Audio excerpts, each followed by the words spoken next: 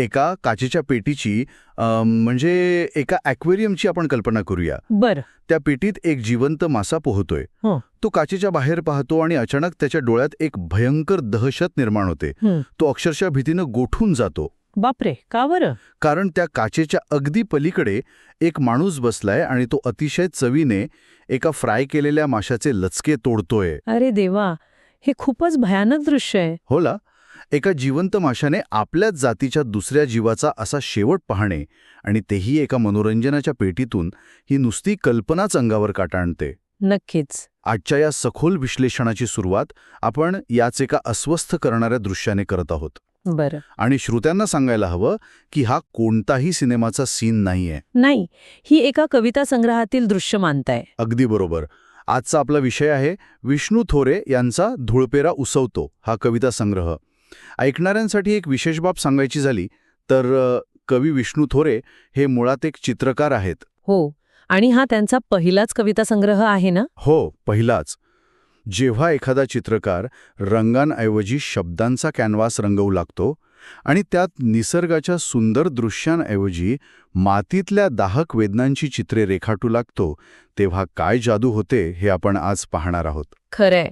ज्येष्ठ साहित्यिक राजन गवस यांनी या संग्रहाच्या प्रस्तावनेत अत्यंत मार्मिकपणे नोंदवलंय की या कवितांना त्यांच्या साध्या सोप्या भाषेमुळे आणि शब्दांच्या थेट चित्रमय स्वरूपामुळे ना एक वेगळीच धार आलीये. हो, म्हणजे ग्रामीण जीवन बदलतंय हे सांगण्यासाठी हे शब्द केवळ कोरडी विधाने करत नाहीत. अजिबात नाही. ते मातीच्या मुळाला लागलेल्या किडीचे अस्सल विद्रूप रूप वाचकांसमोर मांडतात. हो, आणि याच अस्वस्थ प्रवासात आज आपण याच वास्तवाचा वेध घेणार आहोत. या प्रवासाची सुरुवात करताना सर्वात आधी हे समजून घेणं आवश्यक आहे की जेव्हा एक चित्रकार कविता लिहितो तेव्हा त्याच्या लेखणीतून शब्द नाही तर थेट प्रतिमा बाहेर पडतात. प्रतिमा बाहेर पडतात, अगदी. धुळपेरा उसवतो वाचताना हे प्रकर्षाने जाणवतं. म्हणजे सामान्यतः आपण शेती आणि शेतकऱ्यांच्या आयुष्याबद्दल वाचतो तेव्हा ते अनेकदा रोमॅन्टिसाइज केलेलं असतं ना? हो, काळ्या आईची सेवा करणारा बळीराजा, वाऱ्यात डुलणारी हिरवीगार शेते, असा एक भावनिक गोडवा असतो त्यात. अगदी तेच. पण विष्णू थोरे यांच्या कविता हा गोडवा अत्यंत निर्दयीपणे बाजूला सारतात. म्हणजे ते थेट जमिनीवर आणून आपटतात. हो. या संग्रहातील कुणब्याचे डोहे या विभागातून हे वास्तव समोर येतं. डोहे या शब्दाचा अर्थच मुळात खोल, अथांग आणि ज्याचा तळ कधीच लागत नाही असं दुःख असा होतो. बापरे. आजच्या काळात शेती हे निसर्गाशी असलेलं पवित्र नातं राहिलेलं नाहीये, तर ती एक अशी निर्दयी व्यवस्था बनली आहे जिथे शेतकरी नेहमीच पराभूत होतो. ठीक आहे, आपण हे जरा उलगडून पाहूया. कारण मला वाटतं शेतीची आजची अवस्था ही एखाद्या चक्रव्यूहासारखी किंवा जुगारासारखी झालीये. जुगारच आहे तो एक प्रकारचा. जिथे निसर्ग आणि प्रस्थापित व्यवस्था कायम जिंकतात आणि शेतकरी मात्र आपला जीव पणाला लावूनही शेवटी रिकामाच राहतो. हो. धूळपेरा उसवतो हे शीर्षकच मुळी खूप काही सांगून जातं. धूळपेरा या शब्दाचा अर्थ किती प्रतिकात्मक आहे, नाही का? पण या सगळ्यात जुगारात आणि हतबलतेत हा चित्रकार कवी नेमका कोणता कॅनव्हास आपल्यासमोर ठेवतो? यातली सर्वात आकर्षक गोष्ट म्हणजे कवीने इथे उपमा किंवा शब्दांचे फुलोरे गुंफण्याचा कोणताही मोह ठेवलेला नाहीये. म्हणजे दुःखाला सजवण्याचा प्रयत्न नाही केलाय. बिलकुल नाही. त्यांनी या बदलामागची सामाजिक आणि आर्थिक कारणे अतिशय तीक्ष्णपणे मांडली आहेत. उदाहरणार्थ या संग्रहातील लेआउट नावाची एक कविता आहे. लेआउट? जी. जमिनीच्या प्लॉटिंगबद्दल? हो. आज गावागावांत जमिनी विकण्याचे जे पेव फुटले आहेत त्यावर ही कविता बोट ठेवते. जेव्हा एखादा शहरी कंत्राटदार गावात जाऊन शेतकऱ्याच्या शेताचे लेआउट पाडतो, प्लॉटिंग करून बंगले बांधण्याची स्वप्ने पाहतो, अगदी, तेव्हा तो शेतकरी केवळ जमिनीचा तुकडा गेल्याच्या दुःखाने रडत नाही. तो संतापाने आणि उद्वेगाने विचारतो, पैशासाठी मायला कुणी विकतोय का हरामखोरा? बापरे, पैशासाठी मायला कोणी विकतोय काय? हो. हा प्रश्न एका संपूर्ण अर्थव्यवस्थेला विचारलेला आहे. जमीन आता केवळ जमीन राहिलेली नाहीये, ती रिअल एस्टेट झालीये. नवीन पिढीला त्यात पैसा दिसतोय, पण जुन्या पिढीसाठी ती माय आहे. माती आणि आई यांच्यातल्या या अद्वैतावर आजचा व्यावसायीकरणाचा जो घाव बसतोय तो कवीने अत्यंत रोखठोकपणे मांडला आहे. इथे कवीला सहानुभूती नकोय, तो वाचकाला विचार करायला भाग पाडतोय की विकास म्हणजे नक्की काय. हा प्रश्न खरोखरच विचार करायला लावणार आहे. पण हे ऐकताना माझ्या मनात एक विचार येतोय. कवी जाणीवपूर्वक वाचकाला अस्वस्थ करत आहे का? म्हणजे तुम्हाला कसं म्हणायचंय? म्हणजे अनेकदा शहरात राहणारा वर्ग ग्रामीण जीवनाकडे एका सुरक्षित अंतरावरून एखाद्या खिडकीतून पाहिल्यासारखं पाहतो. हो, हे तर आहे. नाहीये. तर ती एक रणनीती आहे. मी याला केवळ अस्वस्थ करणे म्हणणार नाही, तर तो वाचकावर केलेला एक भावनिक हल्ला आहे. एक प्रकारचा अँबुश आहे. ॲम्बुश म्हणजे अचानक केलेला हल्ला. हो, कवी आधी एका ओळखीच्या ग्रामीण दृश्याची मांडणी करतो आणि मग अचानक त्यामागील क्रूर सत्य समोर आणतो. निसर्गाच्या लहरीपणाचा फटका केवळ माणसालाच बसतो असं नाही, तर दावणीला बांधलेल्या मुख्या जनावरांनाही त्याची झळ बसते. अरे रे. हे सांगण्यासाठी कवीने उपोषण नावाची अत्यंत हृदयद्रावक कविता लिहिली आहे. दुष्काळात जेव्हा खायला काही नसतं, तेव्हा दावणीला बांधलेली जनावरं गव्हाणीतला वाळकं सरमट म्हणजे सुकलेला चारा खात नाहीत. का? ती उपाशी राहतात. हो, हिरव्या गवताची सवय असलेली ती जनावरे नुसतीच उभी आहेत. मालकाचं दुःख जणू त्यांनाही समजतंय आणि त्यामुळेच ती जनावरे गव्हाणीतल्या सरमटावर पाय देऊन उपोषणाच्या आविर्भावात उभी आहेत. बापरे, हे खूपच हेलावून टाकणारं आहे. माणसाला स्वतःचं दुःख शब्दात सांगता येते, तो मोर्चे काढू शकतो. हो, पण ह्या मुक्या प्राण्यांचा हा मूक संप माणसाच्या वेदनेपेक्षाही अधिक बोलका आहे. निसर्गाचं रौद्र रूप इथे अत्यंत शांत पण भयंकर ताकदीनं उभं केलंय. आणि इथेच ही गोष्ट खऱ्या अर्थाने रंजक होते. कारण आपण आता फक्त शेताच्या बांधावर किंवा अर्थकारणाबद्दल बोलत नाही आहोत. बरोबर. तर आपण मातीच्या उसवणीचा परिणाम घराच्या उंबरठ्याच्या आत कसा होतोय याबद्दल बोलतोय. जेव्हा मातीशी असलेलं नातं तुटतं तेव्हा त्याचे पडसाद थेट माणसांमधल्या नात्यांवर उमटतात. नक्कीच. गणगोत हा या संग्रहातला जो पुढचा विभाग आहे तो नात्यांची हीच फाटाफूट समोर आणतो. शेतातला दुष्काळ घरातल्या नात्यांना कसा वाळवीसारखा पोखरतो. जर आपण हे एका मोठ्या चित्राशी जोडून पाहिलं तर उसवणे या शब्दाचा व्यापक आणि भयानक अर्थ आपल्याला समजेल. हुसवणे म्हणजे नक्की कसं? एखादा शर्ट किंवा कपडा जेव्हा शिवलेला असतो तेव्हा तो एकसंध वाटतो, पण त्याचा एक धागा जरी तुटला तरी तो संपूर्ण कपडा हळूहळू उसवत जातो. त्याची वीण ढिली पडते. अरे हो, अगदी बरोबर. तसंच काहीसं या ग्रामीण व्यवस्थेचं झालं आहे. जेव्हा दुष्काळ पडतो, गरिबी उंबरठा ओलांडून घरात येते, तेव्हा कुटुंबाची, रक्ताच्या नात्यांची वीण त्या जीर्ण झालेल्या कपड्यासारखी उसवत जाते. बापरे. गणगोत विभागात हेच दाखवून दिलंय की गरिबी कशी माणसाचा स्वार्थ बाहेर काढते. सख्ख्या भावाशी आपलेपणाचे सोंग वठवताना जीवावर येते. या ओळींमधून कवीने हे स्पष्ट केले आहे की नाती आता केवळ एक सोंग बनली आहेत. पैशामागे माणूस असा धावतोय की नात्यांमधला ओलावाच संपलाय. हो ना, अडचणीच्या वेळी नातेवाईक कसे पाठ फिरवतात हे विदारक चित्र आहे.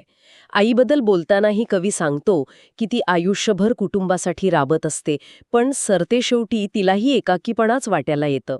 ही नात्यांची उसवण जमिनीच्या लेआउटपेक्षा अधिक वेदनादायी आहे. खरंच, हे ऐकून मला एक उपमा आठवते. जसं भयानक दुष्काळात जमीन तडकते, तिला मोठ्या भेगा पडतात ना. हो, भेडा पडतात. आणि त्या भेगांमधून जमिनीची आतली पोकळी स्पष्ट दिसते. तशीच ही नाती आज आतून भेगाळत चालली आहेत. वरवर पाहता कुटुंब नावाची जमीन अखंड दिसते. लोक सणासुदीला एकत्र येतात, फोटो काढतात. पण आतून ती जमीन कोरडी ठाक पडलीय. अगदी तेच. त्यातला ओलावा कधीच आटून गेलाय. पण या गणगोतमध्ये केवळ भाऊ किंवा आई यांचे संदर्भ आहेत का? कुटुंबातील इतर घटकांवर काय परिणाम होतोय? अतिशय अचूक प्रश्न. कुटुंबातील सर्वात नाजूक आणि महत्वाचा घटक म्हणजे स्त्री, विशेषतः लेक. लेक नावाच्या कवितेत कवीने एक अत्यंत भावस्पर्शी रूपक वापरलंय. कोणतं रूपक? उकिरड्याच्या मातीत जशी एखादी फळाची कोई चुकून पडते आणि तिथे ती स्वतःहून उगवते, तशी लेक परक्याच्या घरी सासरी जाते. ती नवी नवरी होऊन मोठ्या आशेने माहेर सोडते, पण तिथे गेल्यावर तिचं रूपांतर केवळ एका दावणीच्या गायीत होतं. दावणीची गाय. बापरे. तिचे ते मवाळ जगणे, संसाराच्या गोठ्यात गोठून जाणारे तिचे स्वतंत्र अस्तित्व, हे सगळं वाचताना डोळ्यात पाणी उभं राहतं. गरिबी आणि परंपरेच्या ओझ्याखाली एका मुलीचं माणूसपण कसं हरवतं हे गणगोत अधोरेखित करतं. हे सगळं ऐकताना एक प्रचंड मोठी अस्वस्थता जाणवते. कुटुंबाच्या या भेगाळलेल्या जमिनीवरून जेव्हा आपण समाजाच्या मोठ्या पटाकडे वळतो तेव्हा या कविता आणखी कोणता आरसा दाखवतात? या संग्रहात भूक संभ्रम नावाचा एक वेगळा विभाग आहे. हो, भूक संभ्रम. आपण सुरुवातीला ज्या ॲक्वेरियममधल्या भयभीत माशाबद्दल बोललो ना, ती भयमुद्रा नावाची कविता याच विभागातली आहे ना? हो, अगदी बरोबर. एक मासा आपलाच भाऊबंध माणसाच्या ताटात फ्राय केलेला पाहतोय आणि माणूस मात्र कोणतीही संवेदना न बाळगता ते चवीने खातोय. हे मानवी क्रूरतेचे कधीही न संपणाऱ्या भुकेचे एक भयानक प्रतीक आहे. पण ही भूक केवळ अन्नाची आहे का? यावरून एक अतिशय महत्त्वाचा प्रश्न निर्माण होतो. आपली मूल्य, संस्कृती आणि आपले तथाकथित महान असणे खरोखरच उरले आहे का? भूकसंभ्रम या शब्दाचा अर्थच मुळात भुकेबद्दलचा गोंधळ असा आहे. आजच्या आधुनिक माणसाची भूक अन्नाची नाहीये, ती सत्तेची, पैशाची आणि देखाव्याची भूक बनली आहे. आणि ही भूक भागवण्यासाठी तो कोणत्याही थराला जाऊ शकतो. हो, हे सांगण्यासाठी कवीने व्यंगात्मक म्हणजे सटायर कवितांचा आधार घेतला आहे.